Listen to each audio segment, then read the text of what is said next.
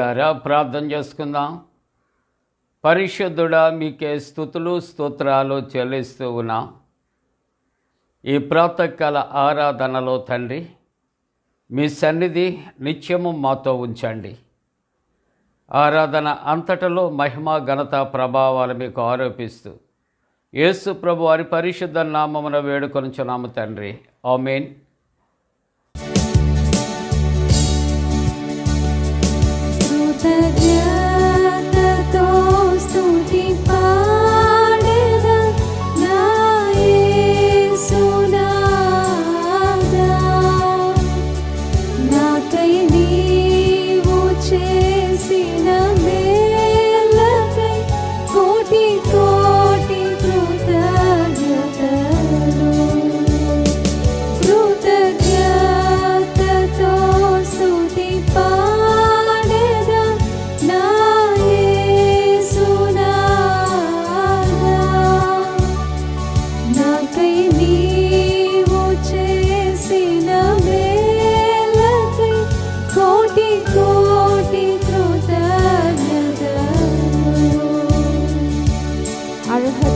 మాపై నీవు చూపినటువంటి ప్రేమను బట్టి నీకే కృతజ్ఞతాస్తుతులు అయ్యా.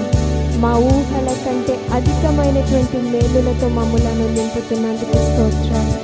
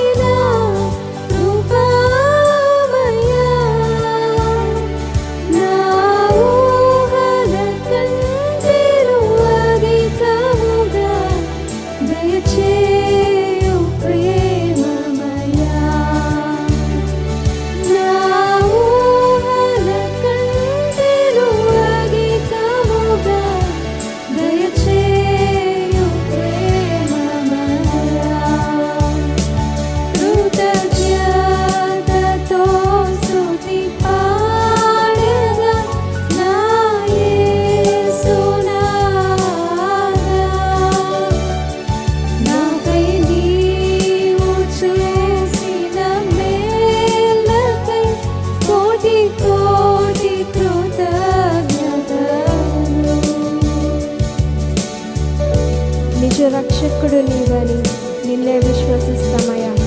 నీ పాద సేవలో బ్రతుకుటకై మమ్ములను అభిషేకించు తండ్రి అని అడుగుదాం.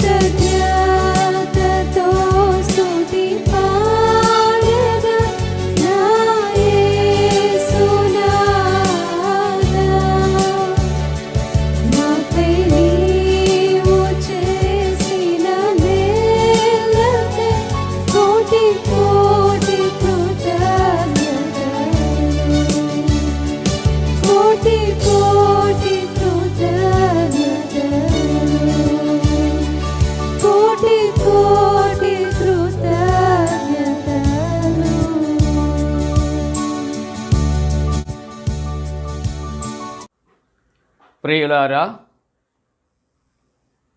ప్రాతకాల ఆరాధన కొరకు ఏర్పాటు చేయబడిన పరిశుద్ధ లేఖనాన్ని లూకా సువార్త 19వ అధ్యాయము 8వ వచనం నుండి మనం చదువుకుందాం. జక్కయ్య నిలవబడి, ఇదిగో ప్రభువా, నా ఆస్తిలో సగము బీదలకిచ్చుచున్నాను. నేను ఎవరి యొద్దైనను అన్యాయముగా దేనినైనను తీసుకుని ఎడల అతనికి 4 మరలా చెల్లించనని ప్రభువుతో చెప్పాను. 9వ వచనం. అందుకు యేసు, ఇతడును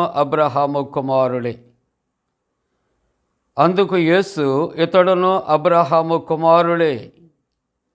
ఎందుకనగా నేడు ఈ ఇంటికి రక్షణ వచ్చి ఉన్నది.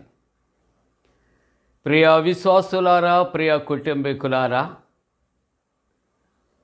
మరి దేవుని యొక్క ఉచితమైన కృప ప్రేమను బట్టి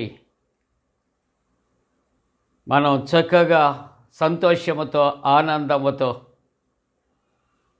ప్రభువు యొక్క వెలుగులో నూతన వత్సరములో ప్రవేశించాం. మీ అందరికీ కూడా ప్రభు పేరట శుభాలు తెలియచేస్తూ జన్మదినాలు, వివాహ దినాలు జరుపుకుంటున్నటువంటి మీకు, మీ బిడ్డలకు కూడా ప్రభు పేరట శుభాకాంక్షలు తెలియచేయటానికి మేము ఇష్టపడుతూ ఉన్నాం. మీ కొరకు ప్రార్థన చేస్తూ ఉన్న దేవుడు మీకు తోడుగా ఉండునుగాక. దేవుని ఉచితమైన కృప పాత వత్సరము గతించింది, నూతన వత్సరములో మనం ప్రవేశించాం. పాతవి గతించాలి, సమస్తము నూతనపరచబడాలని దైవవాక్యము మాట్లాడుచూ ఉన్నది. ఈ నూతన సంవత్సరములో మన యొక్క జీవితము మార్పు చెందాలి. నూతన మార్గములో మనం సాగిపోవాలి. నూతన సాక్ష్యాన్ని మనం కలిగి ఉండాలి. నూతన అనుభవాన్ని మనం కలిగి ఉండాలి. లోతు భార్య విషయంలో వాక్యము ఆలోచన చేస్తూ ఉన్నప్పుడు వారికి ఒక అవకాశం ఇవ్వబడింది. ఆ సొదొమ గుమొర్ర అగ్ని గంధకముల చేత కాల్చబడే సమయంలో ఆ దూతలు వచ్చి తెలియచేసినప్పుడు వారి యొక్క మొర లేక ప్రార్థన ఆలకించి, ఇదిగో దగ్గరగా ఉన్నటువంటి ప్రాంతానికి పారిపోండి అని సెలవిచ్చి వారికి ఒక హెచ్చరిక చేసినట్లుగా చూస్తూ ఉన్న వెనుకకు చూడవద్దు. మన జీవితము ప్రియులారా, పాత సంవత్సరము దేవుని కృపలో క్షేమంగా సాగిపోయింది. నూతన వత్సరములో ప్రవేశించినప్పుడు మరలా వెనుకకు తిరిగి చూడకూడనటువంటి మార్గములో మనం సాగిపోతూ ఉండాలి. దేవుని యొక్క వాక్యము ఈవేళ చదువుకున్నాం. యేసు ప్రభు జక్కయ్యను అంటున్నాడు, ఇతడును కూడా అబ్రహాము కుమారుడే. నేడే నీ ఇంటికి రక్షణ వచ్చి ఉన్నది. ఇంత చక్కటి మాట జక్కయ్య జీవితంలో యేసయ్య చెబుతున్నాడు. ఆలోచన చేస్తూ ఉన్నారా ప్రియులారా? మన జీవితములు వెలిగించబడాలి, మార్పు చెందాలి, మారు మనసు కావాలి. మారు మనసుకు తగిన ఫలములు మనం ఫలించాలి. దేవునికి ఇష్టలుగా ఉండాలి. దేవుని చిత్తమును నెరవేర్చేవారుగా ఉండాలి. యేసుక్రీస్తు ప్రభువుని తల్లిదండ్రులు పస్కా పండుగకు యెరూషలేము దేవాలయానికి తీసుకుని వచ్చి ఆ పండగ ముగిసిన తర్వాత వారు వెళ్ళిపోతూ ఆ మార్గ మధ్యలో కుమారుడు ఉన్నాడా లేదా, వచ్చుచున్నాడా లేదని వెనకకు తిరిగినప్పుడు కుమారుడని క్రీస్తు ప్రభు కనిపించలేదు. తల్లిదండ్రులు ఎంతో ఆతృతతో వారు వెతుకుతూ మరల దేవాలయానికి వచ్చారని మనకు తెలిసిన సంగతే. యేసుక్రీస్తు ప్రభు ఎక్కడ ఉన్నాడో తెలుసా ప్రియులారా? యేసుక్రీస్తు ప్రభు అయితే యెరూషలేము దేవాలయములో బోధకుల మధ్య కూర్చుండి అక్కడ వారి యొక్క మాటలు వినొచ్చు ఉండెను అని పరిశుద్ధ గ్రంథంలో వ్రాయబడింది. ఈ మాటలు నేను ఎందుకు జ్ఞాపకం చేస్తున్నాను అంటే, తల్లిదండ్రులు వచ్చి దుఃఖముఖులై ఎందుకు మమ్మలను ఈ విధంగా నీవు విడిచిపెట్టావు, మమ్మలను ఎందుకు మమ్మలను దుఃఖములో నీవు ఉంచావు అనే ఉద్దేశ్యాలతో మాట్లాడుతుంటున్నప్పుడు ఆ యవనస్తుడైన యేసు ప్రభు ఏమంటున్నాడో తెలుసా ప్రియులారా? నేను నా తండ్రి పనుల మీద ఉండవలనని మీరు ఎరుగరా? ఈ మాటని జ్ఞాపకం చేయటానికి కలిగిన కారణం, పాత వత్సరములో నుండి నూతన వత్సరములోనికి మనలను ప్రవేశించినటువంటి దేవునికి మనం ఏ విధంగా కృతజ్ఞతలు చెల్లించాలి, ఏ విధంగా దేవుని కొరకు జీవించాలి అనే ఆలోచన చేస్తూ ఉంటున్నప్పుడు మనమందరమును కూడా దేవుని యొక్క పని మీద ఉండవలసినటువంటి అవసరత ఉందని ఈ నూతన సంవత్సరములో ఈ ఉదయకాలపు ఆరాధనలో ప్రేమతో నేను తెలియజేస్తున్నాను ప్రియులారా. లోక సంబంధమైనటువంటివి ఎన్నో పనులు మనకు ఉంటూ ఉంటాయి. అవి ఎంతవరకు అంటే, ఈ లోక సంబంధమైనవి మనము ఉన్నంత వరకే దాని వలన ప్రయోజనము లేదు. కానీ మనము దేవుని యొక్క చిత్తములో దేవుని చిత్తమును జరిగించటానికి కుమారుడైన క్రీస్తు ప్రభువు కూడా తండ్రి అయినటువంటి దేవుని చిత్తాన్ని నెరవేర్చడానికి పరలోకాన్ని విడిచి భూలోకానికి వచ్చినట్లుగా చూస్తూ ఉన్నాం. కాబట్టి మనమును కూడా క్రీస్తు ప్రభుని మాదిరిగా కలిగి ఈ యొక్క నూతన సంవత్సరములో మన తండ్రి పనుల మీద మనం సాగిపోదాం ప్రియులారా. ఈ నూతన సంవత్సరములో, ఈ నూతన మాసములో మన సంభాషణ కూడా ఉప్పు వేసినట్లు రుచికరముగా కృపాసహితముగా ఉండవలసినటువంటి అవసరత ఉంది అనే మాటలు జ్ఞాపకం చేస్తూ ఉన్నాయి. ఇక్కడ ముగ్గురు వ్యక్తుల కొరకు మనం ఈ ఉదయకాలం ప్రస్తావించుకుంటూ ఉన్నప్పుడు ప్రియులారా, ఇక్కడ మన యొక్క పేరు మారవలసినటువంటి అవసరత ఉంటూ ఉన్నది. యాకోబు అనే మాటకు మోసగాడు అని మనం చెప్పుకుంటూ ఉంటాం. కానీ అటువంటి యాకోబును దేవుడు ఏమంటున్నాడో తెలుసా? నీవు యాకోబువు కాదు, ఇశ్రాయేలీయుడవే, అనగా యు ఆర్ చోజన్ పీపుల్, నువ్వు ఆశీర్వదించబడిన వాడవే. రెండవ వ్యక్తి జీవితాన్ని చూస్తూ ఉంటూ ఉన్నప్పుడు అబ్రాము, నీవు అబ్రాము కాదు అబ్రహాము, విశ్వాసులకు తండ్రివి.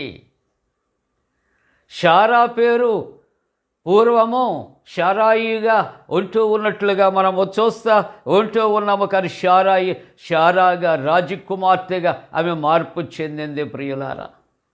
ఈ ప్రాతకాల ధ్యానములో జక్కయ్య జీవితంలో మార్పు వచ్చిన తర్వాత, మారు మనసు వచ్చిన తర్వాత, యేసును చూడాలి అనుకున్న తర్వాత, యేసు ప్రభు మాట విని అతడు త్వరగా ఆ చెట్టులు దిగి వచ్చిన తర్వాత, యేసు ప్రభుని తన ఇంట చేర్చుకున్న తర్వాత, ఓ గొప్ప తీర్మానం చేసుకున్న తర్వాత ఏమంటారో తెలుసా ప్రియులారా? ఇతడును కూడా అబ్రహాము కుమారుడే.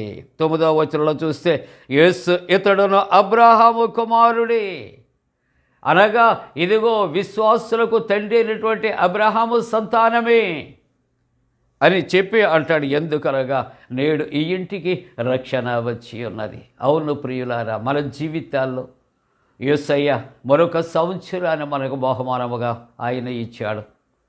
మన జీవితాలు మారాలి, మన హృదయాలు మారాలి, మన మార్గాలు మారాలి, మన ఆలోచనలు మారాలి, మన పేరు మారాలి, మన సాక్ష్యము మారాలి. జక్కయ్య కొరకు యేసయ్య సాక్ష్యం ఇస్తున్నాడు, ఇతడును అబ్రహాము కుమారుడే. కాబట్టి మరి ప్రాతకాల ఆరాధనలో ఆరాధిస్తున్న ప్రియ దేవుని కుటుంబీకులారా, మనము మన కుటుంబాలు, మన ఇరుగు పొరుగు, మనకు కలిగినటువంటి ప్రియులు ప్రతి ఒక్కరము కూడా ఈ యొక్క నూతన సంవత్సరములో నూతనమైనటువంటి ఆశీర్వాదాలతో, నూతన మార్గములో ప్రభుకి ఇష్టమైన బిడ్డలుగా సాగిపోవటానికి దేవుడు తన పరిశుద్ధాత్మకుడైన మనపై మెండుగా కుమరించరుగాక. ఆమేన్. ప్రార్థన చేసుకుందాం. పరిశుద్ధుడా మీకు వందనాలు. నూతన సంవత్సరము ప్రాతకాల ఆరాధనలు మరి ఒకసారి నాయన మీరు మాతో మాట్లాడుచున్నందుకు వందనాలు నాయన. ఇదిగో ప్రతి కుటుంబంలో కూడా నా తండ్రి పరివర్తన, పశ్చాత్తాపాన్ని కలుగుచ్చాడు, రక్షణ అనుభవాన్ని కలుగుచ్చాడు. ప్రతి విషయాల్లో కూడా నేను మార్పు మేము కలిగి ఉండటానికి కృప చేయమని ప్రార్థన చేస్తూ ఉంటున్నా నాయన. గొప్ప సాక్ష్యముతో మేము జీవించడానికి కృప చేయండి. స్వదేశ విదేశాల్లో నాయన విశ్వాసుల కొరకు ప్రార్థన చేసేవారు. అలాగే చిన్న బిడ్డలు, ఎవరో బిడ్డలు ప్రభువా వృద్ధుల కొరకు ప్రార్థిస్తున్నారు. అందరికీ రక్షణ కొరకు ప్రార్థిస్తారు ప్రభువా. ఇదిగో తండ్రి అనేక మంది అనేక విధాలు బలహీనతలు అనారోగ్యాలతో ఉన్నారు. స్వస్థపరచండి నా తండ్రి నాయన. భయము, భీతి, ఆందోళనలు దూరపరచండి, ధైర్యపరచండి, నిబ్రమైన మనస్సు కలుగు చేయండి. నిత్యము కూడా నీ రక్షణలో కొనసాగిపోవటానికి కృప చేయమని యేసు ప్రభు వారి దివ్య నామమున వేడుకొనుచున్నాము తండ్రి. ఆమేన్. పరలోకమందున మా తండ్రి, నీ నామం పరిశుద్ధపరచబడనుగాక, నీ రాజ్యం వచ్చునుగాక, నీ చిత్తం పరలోకమందున వేర్చున్నట్టు భూమి అందు నెరవేరునుగాక. మా ఇందిన ఆహారం నేడు మా దాయిచ్చే, మా ఎడల అపరాధం చేసిన వారిని క్షమించిన ప్రకారముల ప్రథమ క్షమించము, శోధంలోనే తెక కీడును తప్పించము. రాజ్యము, శక్తి, మహిమ నిరంతరము నీవే ఉన్నవి. ఆమేన్. మన పరమ తండ్రి అయిన దేవుని యొక్క ప్రేమయు, ప్రభువైన యేసుక్రీస్తు ప్రభు కృపయు, పరిశుద్ధాత్మక అన్యోన్య సహవాసము ప్రాతకాల ఆరాధనలో ప్రభువుని ఆరాధిస్తున్న ప్రతి కుటుంబానికి తోడుగుండి సంరక్షించి కాపాడునుగాక. ఆమేన్. ఆపదల్మమున్ అంటకుండను కావుమయ్య నేడు నీదు కరుణ తోడను. దేవ కావవే నేడు మమ్ములన్, నీవే రాత్రి కాచినావు నీకు స్తోత్రము.